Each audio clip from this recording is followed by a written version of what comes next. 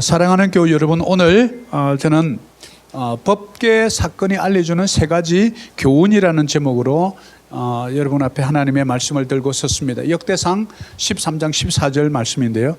우리는 지금까지 구약의 맥을 짚어가고 신약 또 전체 66권의 여행을 떠나면서 우리가 구약의 많은 책들을 말씀을 통해서 배웠습니다. 우리의 창세기는 모든 기원에 대한 책이다. 그래서 죄의 기원, 인류의 기원, 그 다음에 구속의 기원에 대해서 기록해 놓은 책이 창세기다. 그리고 출애굽기는 탈출 이야기, 어둠의 세력에 잡혀있던 이스라엘 백성들이 어떻게 탈출했는지를 알려준 책이 바로 출애굽기다. 그리고 레위기는 거룩의 책, 홀리네스, 우리가 어떻게 하면 거룩해지는가, 여러 가지 성막이라든지 지성소, 성소를 통해서 거룩해지는 방법을 우리에게 알려준 책이 바로 레위기다.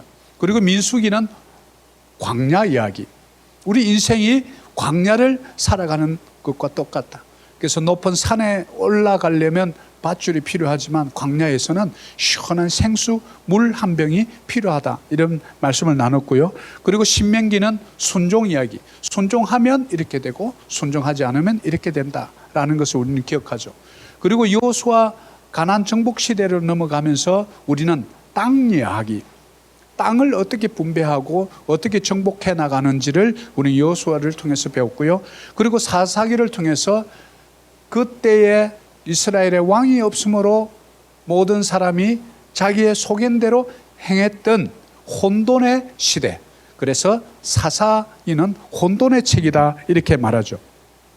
그리고 룻기는 우리가 하나님의 그 사랑, 지극한 은혜와 사랑이 볼품없는 한 룻이라는 여인에게 찾아온 하나님의 지고지순한 사랑 이야기, 아가페의 그 사랑 이야기를 우리는 알아볼 수 있죠. 그리고 이제 사무엘서를 통해서 사무엘서의 상에서는 초대 왕인 사울 왕에 대한 이야기가 나오고, 사무엘 하로 넘어가면 이제 이스라엘의 아주 위대한 왕으로 지금까지도 알려준 다윗 왕에 대한 이야기가 상하에서 이렇게 들리죠. 그리고 열왕기로 넘어가면 왕들에 대한 이야기, 남유다와 북이스라엘의 왕들에 대한 이야기가 쭉 기록, King of Kings.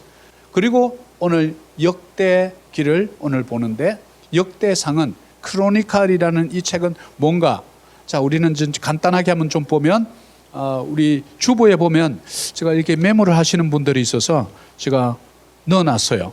그래서 구약의 맥을 잡으라, 역대상 이렇게 해서 좀 필요하신 분들은 이것을 참고하면 좋습니다. 그래서 원래 이 역대상의 이름은 디브레 하야밈이라는 히브리어에서 온 말인데, 그 시대의 말씀들이라는 이런 뜻이에요. 원래는 이게 상하가 한 권으로 돼 있는데 오늘날처럼 이렇게 이제 나눠져 있죠, 오늘은. 그래서 핵심 장은 다윗이 왕이 되는 곳이 이제 핵심 장입니다. 그래서 필요한 것은 우리 주보를 참여하시고요. 자, 오늘 제가 좀 집중해 보고 싶은 하나님의 음성은 뭐냐 하면, 하나님의 법궤, 여호와의 궤라고 나오는 바로 역대상 13장 14절에 하나님의 궤가 오벳 에돔의 집에서 그의 가족과 함께 석 달을 있으니라, 여호와께서 오벳 에돔의 집과 그의 모든 소유에 복을 내리셨더라. 자, 이 법궤가 있었던 오벳 에돔의 집에 석 달 동안 머물렀는데, 성경은 오벳 에돔의 집과 그의 모든 소유에 뭐를 내렸다고 그래요? 그 다음 말씀 좀 띄워주세요. 복을 내리셨더라. 하나님의 복이 임하는 곳이 있다는 것을 우리는 유추해서 볼 수 있고요. 그러면 하나님의 법궤와 오벳 에돔의 집과 그의 소유가 복을 받은 곳에 어떤 영적인 진리가 숨어 있는가, 우리는 이것을 좀 찾아볼 필요가 있습니다. 그러면 이 여호와의 궤가 뭔지를 우리는 좀 먼저 보아야 합니다. 출애굽기 25장 22절에 보면 이 언약궤는 하나님의 임재를 상징하는 곳입니다. 그래서 거기서 내가 너와 만나고 속죄소 위 곧 정거 위에 있는 두 그룹 사이에서 내가 이스라엘 자손을 위하여 내게 명령할 모든 일을 내게 이르리라. 바로 이 지금 언약궤 위에 있는 이 두 천사의 날개처럼 되어 있는 이곳이 뭐냐면 시언자, 하나님의 은혜가 베풀어지는 곳이라는 바로 뜻을 갖고 있습니다. 그러면 이 언약궤가 상징하는 것은 하나님의 임재입니다. 그곳에서 내가 너를 만나고 어떻게 살아야 하는지, 어떻게 신앙생활을 해야 되는지, 믿음 생활을 해야 하는지를 모든 일을 내게 이르리라 말해주겠다. 즉 하나님의 말씀이 선포되는 곳이란 뜻을 담고 있죠. 그리고 또 레위기 16장 2절에 보면 여호와께서 모세에게 이르시되 내 행 아론에게 이르라 성소의 휘장 안 법궤 위 속죄소 앞에 아무 때나 들어오지 말라 그리하여 죽지 않도록 하라. 이는 내가 구름 가운데서 속죄소 위에 나타남이라.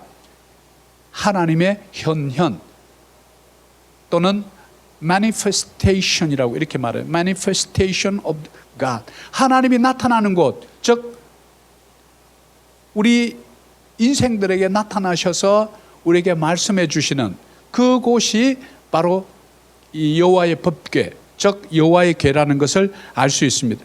자, 그럼 이 언약궤에는 오늘 뭐가 담겨 있냐면 세 가지가 담겨 있죠. 바로 히브리서 9장 4절이 우리에게 알려줍니다. 금향로와 사면을 금으로 산 언약궤가 있고 그 안에 만나를 담은 금 항아리와 아론의 쌍난 지팡이와 언약의 돌판들 세 가지가 들어있다는 거예요. 그래서 보면 첫 번째 금 항아리 속에 뭐가 들어있냐, 만나. 의미가 뭘까요? 이스라엘 백성들의 광야를 지나면서 출애굽한 그들이 430년 동안 종살이 하던 그들이 광야로 나왔을 때 먹을 것이 없을 때 하나님께서 기적적으로 공급해 주신 사건, 바로 만나입니다. 만나와 메추라기였죠.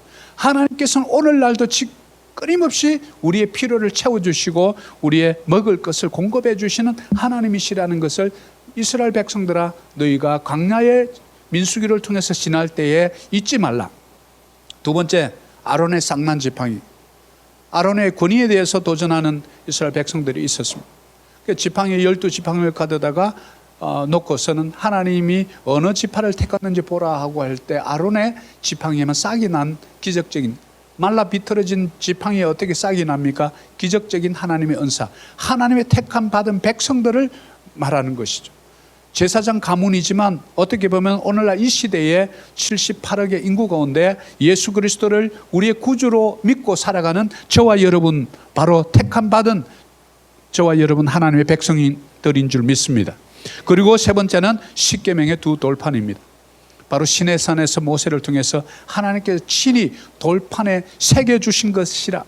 하나님께서는 이제는 신약시대 때는 여러분 10년 가운데 여호와의 말씀을 새겨주셨다는 것이죠. 이 세 가지가 담겨 있는 곳이 어디라고요?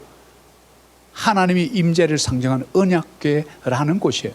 자, 그럼 이 언약궤는 어디에 있는가? 위치를 좀 알 필요가 있는데, 자, 우리가 먼저 사무엘상으로 좀 넘어가면 4장 10절에 블레셋 사람들이 쳤더니 이스라엘이 패하여 각기 장막으로 도망했고 살육이 심히 커서 이스라엘 보병에 엎드린 자만 3만 명이었더라. 여호와의 궤는 빼앗겼고 엘리의 두 아들 홈니와 비느하스는 죽임을 당하였더라. 하나님의 법궤를 빼앗기는 빼앗은 장면이에요. 이스라엘 백성들이 늘 이동할 때나 동서남북 세 지파씩 해서 중앙에 성막을 중심으로 해서 움직였던 이들의 역사를 우리는 기억하면서 반드시 행진할 때도 또 전투에 나갈 때도 늘 함께 그들 중앙에 있던 이 하나님의 법궤를 결국 블레셋에게 빼앗기게 되는 그런 장면이에요.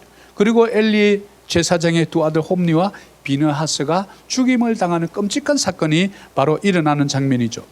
그래서 이 언약궤는 어떻게 만드는가 봤더니 바로 출애굽기에서 자세하게 어떻게 만들어라 하는 제조법을 알려줍니다. 출애굽기 25장 10절에 이렇게 보면 그들은 조각목으로 궤를 짜되 길이는 2규빗 반, 너비는 1규빗 반, 길이는 1규빗 반이 되게 하고, 자, 우리 규빗 하면 우리 팔꿈치 이렇게 하면 여기서부터 여기까지 약 50cm 정도를 우리는 한 규빗이라 이렇게 보면 됩니다.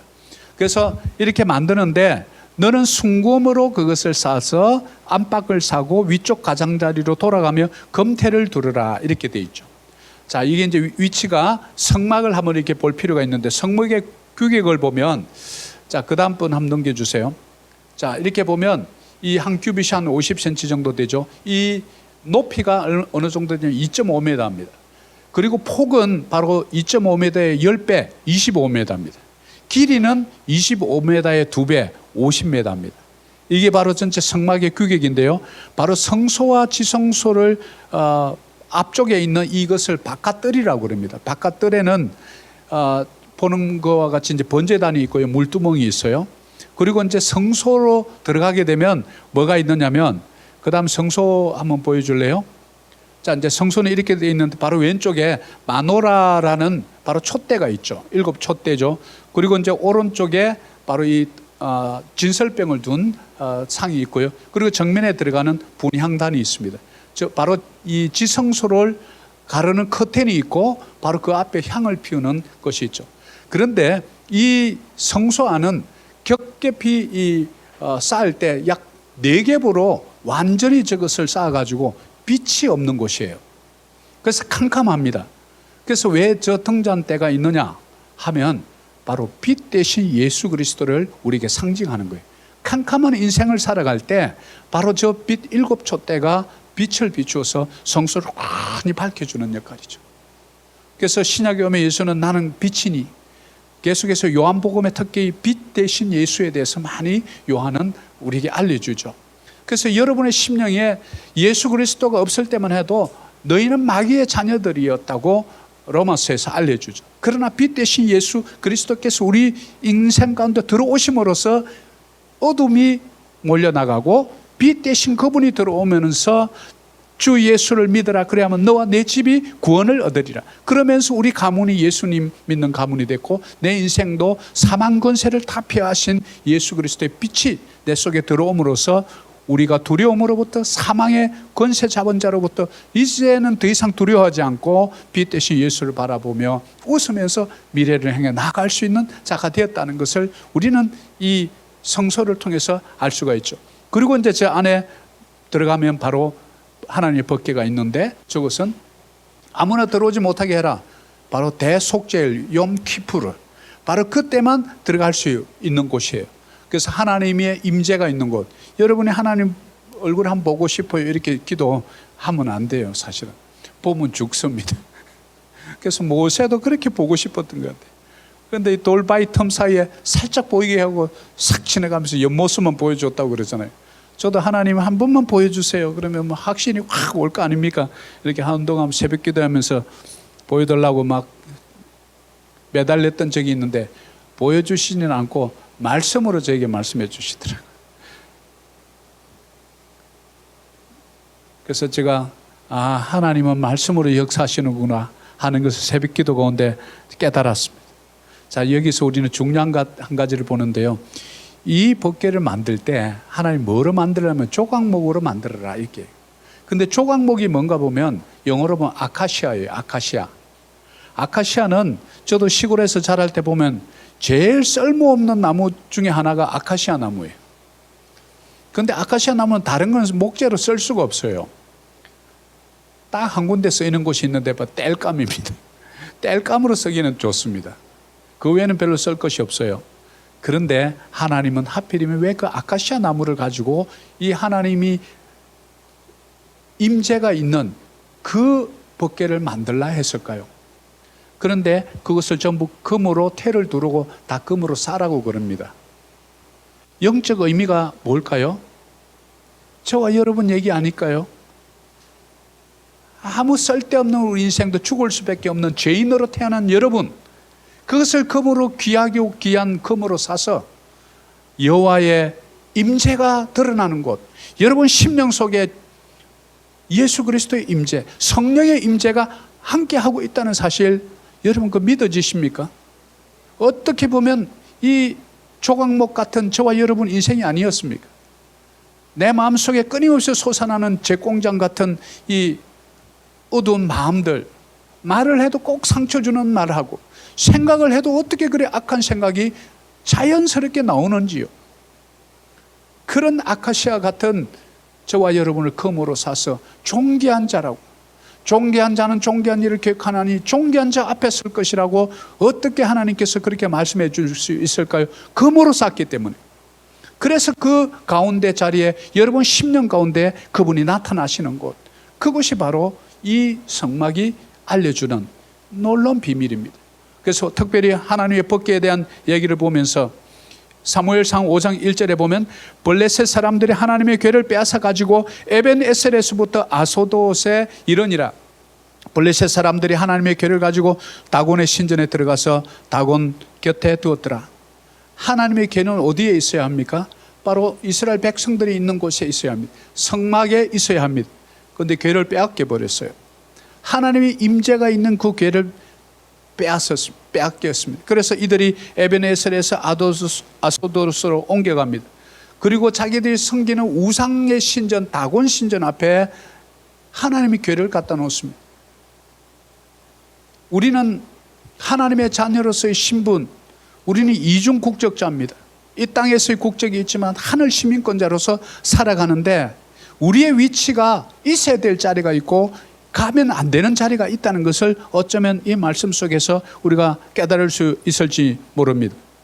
하나님의 방법이 아닌 인간의 방법으로 했던 그 결과는 너무나 참혹하죠. 블레셋과의 전투에서 여호와의 궤를 뺏기고 말죠. 그런데 다곤의 신전 앞에 갖다 놨는데 다음날 아침에 날이 떠서 가보니까 다곤 신전이 이렇게 여호와 앞에 엎드러져 있는 거예요. 그 얼굴이 땅에 닿아갖고 마치 뭘까요? 이 법궤 앞에 절하고 있는 것처럼 하고 있는 거예요. 그런데 보니까 머리와 이 두 손목이 다 끊어져 버렸어요. 몸뚱아리만 남은 거예요. 다곤 이 신상이. 사무엘상 5장 6절에 나오죠. 그리고 여호와의 손이 아소돗 사람에게 독한 종기 재앙으로 그 지역을 쳐서 망하게 해버립니다. 하나님의 자녀가 되어서 교회를 힘들게 하고 복음 전파를 힘들게 하는 이들이 있을 수 있다는 거예요. 그러나 하나님의 그 놀라운 사랑의 그 구원의 역사는 그 누구도 멈출 수 없습니다. 인간이 가지고 있는 물질의 우상, 높은 지위와 배설의 우상도 여호와의 선하심 앞에 우리는 무너진다는 사실을 우리는 여기서 알 수 있죠. 이에 이들이 겁을 먹고 다시 이것을 아소돗에서 가도로 옮깁니다. 거기서도 독한 종기가 납니다. 종기하면 생각나는 거 없습니까?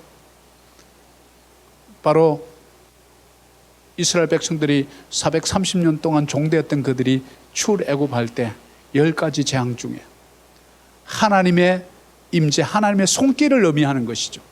그래서 그들에게 또 독한 종기를 주면서 온 성읍이 피해를 봅니다. 법궤가 있어야 될 자리를 벗어나면 그렇지 않은 곳에 엄청난 피해가 온다는 사실은 우리에게 오늘날 주는 의미가, 영적 의미가 뭘까요? 여러분이 있어야 될 자리에 있지 아니하고 있지 않아야 될 자리에 있는 것, 해야 될 말을 하지 아니하고 하지 말아야 될 말을 하는 것. 어쩌면 우리가 이 땅에서 그리스도인으로서 사명을 감당하지 못하면 주위에 있는 선량한 믿지 않는 사람들이 피해를 본다. 하나님의 영이 거하시는 우리 마음속에 우리가 거룩함을 잃어버리면 우상에게 우리의 마음을 내줄 수 있다는 거죠. 바로 하나님의 궤, 바로 하나님의 선하신 능력과 선하심이 멈추어 버린다. 오히려 독한 종기가 나는 거죠. 그러니까 이방인들이 손해보고 죽게 되죠. 우리 그리스도인들이 바로 서지 못하면 어쩌면 선량한 미래의 그리스도인들이 손해를 볼지도 모르는 거죠. 우리는 이것을 꼭 기억해야 합니다. 그래서 역대상 13장 3절에 우리가 하나님의 궤를 우리에게로 옮겨오자. 사울 때에는 우리가 궤 앞에서 묻지 아니하였느니. 그래서 오늘 세 가지, 법궤가 주는 교훈 세 가지 중에 첫 번째, 말씀의 원리대로 돌아오라. 법궤의 귀한. 빨리 우리가 그 잃어버린 법궤를 찾아와야 되는데, 그래도 사울 왕 때는 우리가 궤 앞에서 묻지 않았다. 무슨 말이에요? 무릎 꿇지 않았다. 기도하지 않았다. 여호와의 전능하신 주권을 인정하지 않았다. 여호와의 섭리를 인정하지 않았다라는 것을 바로 역대상 13장 3절이 알려줍니다. 그래서 우리가 옮겨오자. 여러분, 놀라운 계획입니다. 2023년도 여러분 이런 놀라운 법궤로의 귀한 말씀의 원리로 돌아가겠다는 여러분의 결심, 이것이 놀라운 역사를 만들어낼 줄 믿습니다. 우리는 첫 번째 교훈에서 바로 그것을 알아야 합니다. 치욕적으로 빼앗겼던 법궤를 찾아오려고 마음먹는 것, 이거 중요합니다. 2023년 1월 초에 여러분 어떤 계획들을 갖고 계십니까? 잃어버렸던 말씀을 찾아오는 것, 거미줄 쳐져 있는 기도실에 들어가서 나의 워룸을 다시 액티베이트 시키는 것. 어디서 시작해야 될지 모를 때 우리는 무엇부터 해야 합니까? 물어보는 데부터 시작해야 합니다. 무릎 꿇어야 합니다. 그렇지 않으면 문제가 터진다는 것을 사울 때에는 우리가 교회 앞에서 묻지 아니하였느니라. 무슨 말입니까? 묻지 않아서 잃어버린 결과가 하나님의 법궤를 잃어버렸다는 거예요. 놀라운 반성입니다. 이래서는 안 된다. 묻지 않고 해서는 안 된다는 것을 이 말씀 속에서 숨은 의미를 볼 수 있죠. 여러분 2023년도 새해에는 지성소 앞에 있는 법궤에 여러분 홀로 무릎 꿇는 시간이 많기를 소망합니다. 그래야 하나님의 음성이 들립니다. 왜냐하면 이 법궤 앞에서 하나님의 음성이 들리는 곳이에요. 하나님의 말씀해 주시는 곳이에요. 그분의 음성이 들려야 여러분 그분의 뜻대로 살 것 아닙니까? 우리는 하나님의 뜻대로 살겠다고 하면서 그분의 음성을 듣지 못하고 그분의 뜻이 무엇인지 알지 못하는 거죠. 이런 이율배반적인 삶을 우리가 살아가고 있습니다. 그러면서도 나는 신앙생활 잘하는 줄 알고 살아가는 것이죠. 로마서 8장 1절이 그러므로 이제 그리스도 예수 안에 있는 자에게는 결코 정죄함이 없나니 이는 그리스도 예수 안에 있는 생명의 성령의 법이 죄와 사망의 법에서 너희를 해방하였느니라. 여러분 새해는 우리 주님의 지성소, 말씀의 지성소, 기도의 지성소로 들어가시기를 축복합니다. 법궤가 주는 두 번째 교훈, 역대상 13장 7절입니다. 같이 한번 읽어볼까요? 하나님의 궤를 새 수레에 싣고 아비나답의 집에서 나오는데 우사와 아히오는 수레를 몰며. 자, 오늘 이 말씀 통해서 두 번째 법궤가 주는 교훈은 실용주의와 편의주의를 경계하라. 우리 여호수아 3장 6절에도 보면 여호수아가 제사장들에게 말하여 이르되 언약궤를 메고 백성 앞에서 건너가라. 언약궤를 메고 백성에 앞서 나아가니라. 자, 법궤를 옮기는 방법이 있습니다. 하나님이 직접 가르쳐 주셨어요. 법궤는 어디 싣고 가는 게 아닙니다. 법궤는 반드시 어깨에 메고 가도록 명령되어 있어요. 하나님의 임재가 있는 바로 이 법궤는요, 동물들이나 무슨 이렇게 수레나 마차에 싣고 가는 게 아니에요. 반드시 제사장들의 어깨에 메고 이동해야 해요. 그런데 오늘 보면 여호와 하나님의 궤를 어디에 실었어요? 신경을 쓴다고 좀 쓰긴 했는 것 같아. 헌수레도 아니고 새수레예요. 인간의 수에 안 넘어갑니다. 새수레든 헌수레든 방법이 틀리면 안 되는 거예요. 공식이 틀리면 답이 항상 틀립니다. 그 공식을 우리는 표준, 우리는 말씀이라고 그러죠. 캐논이라고 그러죠. 말씀으로 돌아가야 되는데 인간적인 방법을 쓴다 이거예요. 인간의 어깨에 매지 않고 먼 거리를 편하게 이동할 수 있다는 거죠. 우리 인간의 문명인 도구인 수레를 이용하는 거죠. 인간적인 눈으로 보면 하등의 문제가 없습니다. 그런데 하나님의 말씀의 관점으로 보면 하나님의 말씀과는 먼 행동이 되어버립니다. 반드시 부름받아 세워진 제사장들을 통해서 그들이 어깨에 메고 가야 되는데 그렇지 않습니다. 힘들어도 원칙대로 해야 합니다. 우리 신앙인도 마찬가지입니다. 은혜를 합시다. 은혜의 오용, 말씀의 법대로 하지 않고 빗게 나갈 때 부끄러우니까 미안하니까 말은 그렇게 하는 거예요. 은혜로 합시다. 은혜가 뭔데요? 하나님의 선물입니다. 하나님의 선물은요, 하나님의 말씀대로 믿는 자들에게 주신 은혜가 선물이거든요. 근데 그걸 잘못 이렇게 막 우리가 오해를 하거든요. 그러니까 결국은 어떻게 돼요? 나중에 하나님의 말씀은 듣는데 우리 신앙생활은 이방 풍속대로 살아가는 우리 믿음의 식구들, 신앙인 것처럼 보이지만 교회에 와서 그대로 세상의 논리를 가지고 오는 것, 세상 논리대로 행동하는 모습, 어쩌면 우리 오늘날 우리 신앙인의 모습, 그래서 짐을 지고 가야 되는데 수레에 실어버린 거 아닐까요? 그래서 마태복음 16장 24절에 제가 찾아보니까 예수께서 제자들에게 이르시되, 예수님이 제자들에게 말합니다. 누구든지 나를 따라오거든 자기를 부인하고 자기 십자가를 지고, 십자가를 어디 끌고 수레에 싣고 이게 아니고요, 십자가를 자기 어깨에 지고 메고 나를 따를 것이니라. 우리는요, 너무 실용주의 좋아해요. 실용주의 저도 굉장히 좋아합니다. 저도 기업에 있었기 때문에 실용주의 기본으로 해야 되는 우리의 원칙. 그러나 하나님의 법이 뭐라 말하는가? 우리는 이것이 우리의 캐논이 되어야 되고 우리의 원칙이 되어야 합니다. 그럴 때 세상 사람들로부터 존경받는 거예요. 야, 저 장로님은, 저 목사님은, 저 집사님은 확실히 좀 신앙인 같다고. 이런 소리를 좀 우리가 들어야 되지 않겠습니까? 누구든지 나를 따라오려거든, 하나님의 뜻을 따라가려거든, 그분이 원하시는 방법대로 하라는 거예요. 우리가 그분의 방법대로 하지 않으면서 세상의 논리대로 하면서 부지런하면 교회가 더 힘들어지죠. 우리 바로 하나님의 법궤를 통해서 우리에게 오늘날 살아가는 우리에게 주는 교훈이 뭡니까?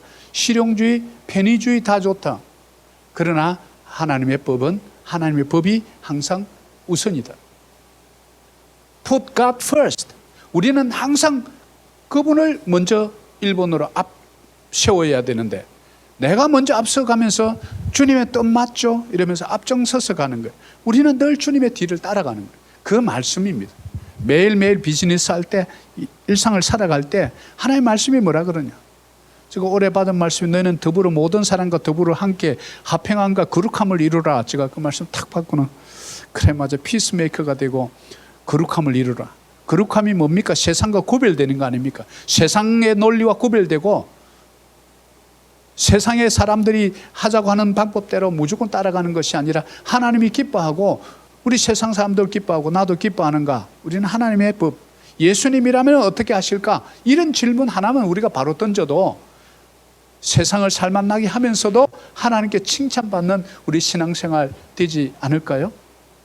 우리는 2023년 새해를 맞이하면서 하나님의 법궤를 통해서 주는 두 번째 교훈, 실용주의, 편의주의를 경계하라. 하지 말란 얘기 아닙니다. 경계해서 보고 하나님의 뜻이거든 해도 된다는. 우리는 하나님의 뜻과 또 세상의 어떤 전통이라는 것이 상충될 때가 있습니다. 그럴 때 늘 하나님의 법이 우선입니다. 하나님의 법이 뭐라고 말하지 않을 때는 관습을 따르거나 전통을 따를 수 있습니다.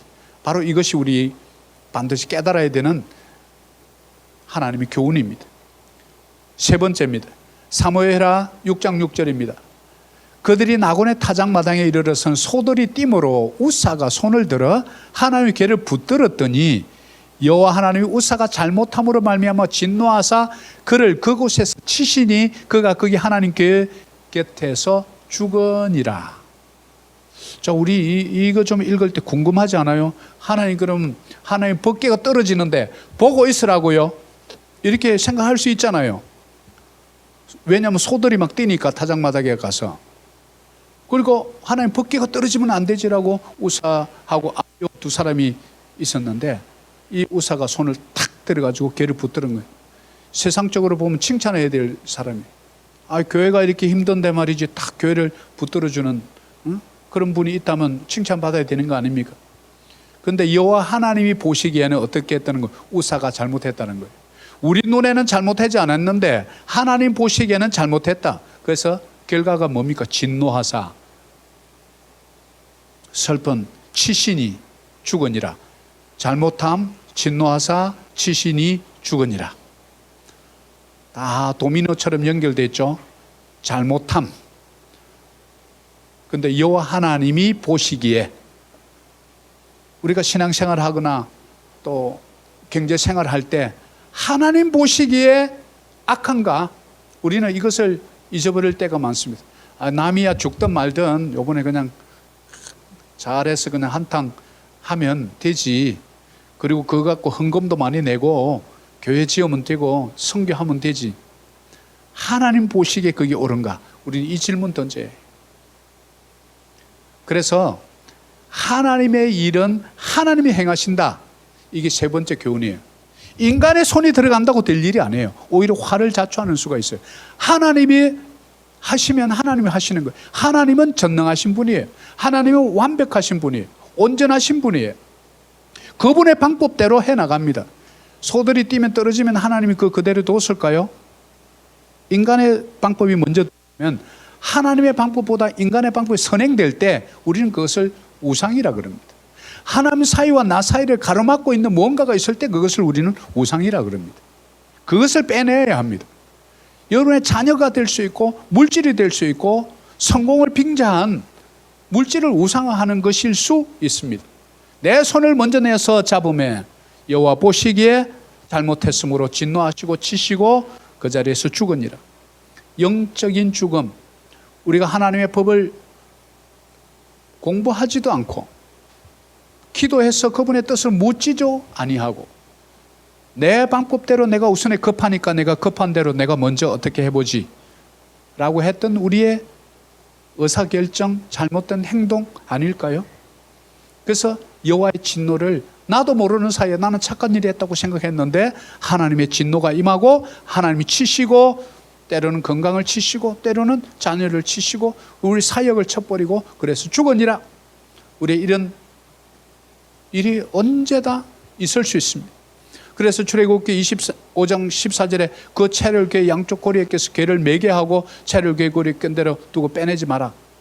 그러니까 모든 건 방법대로 하나님의 진리대로 가면 되는데 자꾸 우리는 편법을 쓰는 거예요.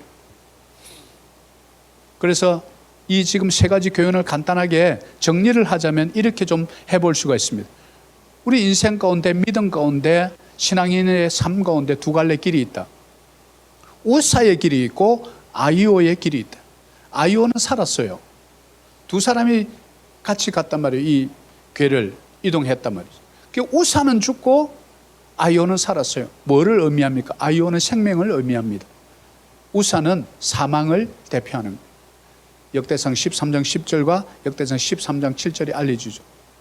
그러면 또 이 법궤가 예루살렘 성 안으로 들어올 때 너무 좋아가지고요. 춤을 덩실덩실 추다 보니까 오늘날처럼 이렇게 고무줄이 단단하거나 이런 옷이 아니었어요. 그러니까 옷이 쏙 흘러내린 거예요. 그걸 보고 있던 미갈이 왕의 채통머리가 없이 하체를 다 보여주고 뭐 하는 짓이냐고 막 되게 막 호통을 친 거예요. 여기서 우리는 한 가지, 여호와의 법궤가 들어오는 것을 보고 기뻐하며 춤추며 세상 사람들의 이목을 생각하지 않고 춤추며 기뻐했던 다윗은 생명을 뜻합니다. 그러나 그것을 인간적인 면으로 보고 책망하고 부끄럽게 하고 염치 없다고 꾸짖었던 미갈은요, 바로 사무엘하 6장 24절에 보면 죽을 때까지 자식이 없었더라. 이 자식이 없다는 건 그 당시에 유대인의 전통과 관습에 의하면 영적인 죽음을 의미하는 거예요. 자식이 없다는 것은 저주받았다라고 생각했던 거예요. 바로 한나가 그렇게 번인나로부터 힘들게 할 때 바로 한나를 진짜 힘들게 했던 건 그거였어요. 아이, 그 뭐 자식이 없을 수 있지, 이게 아니고요. 내가 무슨 죄가 있기에 하나님께 저주를 받았나 이렇게 생각했다니까. 그러니까 힘들어서 기도의 자리에 들어가서 기도하다가 여호와의 음성을 듣고 만난 거예요. 그래서 사무엘을 준 거예요. 하나님의 영적인 어둠이 풀려진 거예요. 영적 죽음에서 풀려졌다는 의미가 숨어 있다고요. 그런데 미갈은 죽을 때까지 자식이 없었더라. 세 번째는 오벳 에돔의 집에는 사무엘하 6장 11절에 그의 집과 그의 모든 소유의 복을 받았더라. 왜요? 하나님의 법궤가 있는 집안, 여호와의 말씀이 선포되는 집안, 기도가 끊이지 않는 집안, 말씀이 선포되는 교회, 기도가 끊이지 않는 교회, 뭘 했다고요? 복을 받았다. 요한 1서에서도 그래서 알려준 사랑하는 자여 내 영혼이 잘된 같이 범사가 잘되고 강건하기를 소원하노라. 영혼이 잘된 같이 어떻게 해요? 말씀을 먹어야죠. 기도해야죠. 호흡해야죠. 그러니까 범사가 잘되고 강건하더라. 하나님의 삼중 축복의 원리를 알려준다. 그런데 미련한 자 블레셋, 바로 고린도전서 1장 11절, 십자가의 도가 멸망받은 자에게 미련한 것이나 구원받은 우리에게는 하나님의 놀라운 복이 되는 거거든. 미련한 자, 십자가의 도가 없는 자, 멸망받은 자, 어떻게 블레셋 멸망하는 거죠. 여러분, 오늘 우리 법궤를 통해서 하나님의 임재가 있고 하나님의 말씀이 주어지고 시온자에서 하나님의 은혜가 선포되는 이 법궤로 우리가 돌아가야 합니다. 그래서 빛 대신 예수 그리스도를 만난 자들은 성소를 거쳐서 지성소 안으로 들어가야 합니다. 예수 그리스도께서 십자가에서 마지막 목숨의 그 순간 호흡이 끊어질 때 테텔레스타이 다 이루었다라고 했을 때 바로 우리가 조금 전에 보았던 그 성소와 지성소를 가르는 그 커튼이 위에서부터 쭉 찢어집니다. 그때부터 1년에 대속죄일에 대제사장만 들어갈 수 있었던 그곳을 저와 여러분은 언제든지 그 지성소 앞으로 여호와의 말씀이 떨어지는 법궤 앞으로 들어갈 수 있다는 은혜가 우리에게 주어졌다는 것이 바로 십자가에서 우리를 위해서 죽으시고 3일 만에 부활하신 예수 그리스도 그분이십니다. 우리는 올해 2023년을 계획하고 살아가면서 이 법궤를 통해서 주시는 하나님의 은혜 세 가지를 기억해야 합니다. 그래서 우리가 복과 하의 길 중에 너희는 어떤 길을 가겠느냐? 우사는 죽고 아이오는 삽니다. 육신의 생명은 죽고 사는 문제. 다윗은 그래서 하나님의 마음에 합한 자로 살고 법궤가 들어오는 것을 기뻐했던 것처럼 여러분들 말씀 안에서 기뻐하시기를 축복합니다. 여러분이 기도하다가 말할 수 없는 기쁨이 내 속에서 올라올 때 우리는 인간적인 체면 생각하지 마십시오. 기뻐하십시오. 교회에서는 예배의 축제가 되어야 합니다. 그냥 눈치 보지 마시고 아이고 내가 손 들면 뭐 장로님 집사님 손이 왜 그리 두껍습니까? 왜 짧습니까? 이 신경 쓰지 마라 이거예요. 다윗을 통해서 배울 수 있는 게 그게 법궤가 들어오니까 얼마나 기뻤으면 다윗이라고 옷 벗겨지는데 안 미안했겠어요? 그 아내 같은 빨리 가서 옷을 입혀줘야지. 채통머리 없다고 이래야 될 일은 아니죠. 우리 하나님은 자존하시는 분입니다. 그분은 언제나 말씀으로 말씀하시고 그분은 그분의 뜻 안에서만 행하시고 그분의 말씀이 선포되는 곳에 하나님의 기적은 21세기 오늘날도 여전히 일어나는 줄 믿습니다.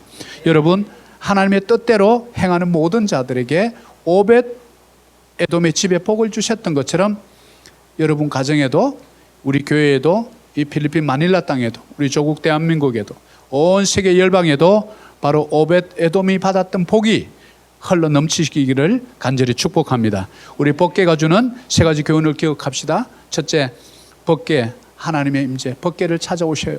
지성소로 들어가야 합니다. 두 번째, 세상의 편리주의와 실용주의를 우리는 늘 경계해야 합니다. 편하다고 수레에 실어서는 안 됩니다. 세 번째, 여호와의 열심을 기억하십시오. 하나님의 뜻은 하나님의 방법대로 하나님의 사람을 통해서 하나님의 때에 반드시 하나님의 방법으로 이루어진다는 사실입니다. 그래서 오늘 우리가 적용해 볼 말씀은 역대상 13장 14절입니다. 다 같이 한번 볼까요? 하나님의 궤가 오벳 에돔의 집에서 그의 가족과 함께 석 달을 있으니라. 여호와께서 오벳 에돔의 집과 그의 모든 소유에 복을 내리셨더라. 아멘. 이런 은혜와 복이 여러분 가정에 임하기를 간절히 소망합니다. 다 같이 우리 일어나셔서 오늘 우리 2023년 1월의 찬양은 주어 안에 우린 하나라는 찬양입니다.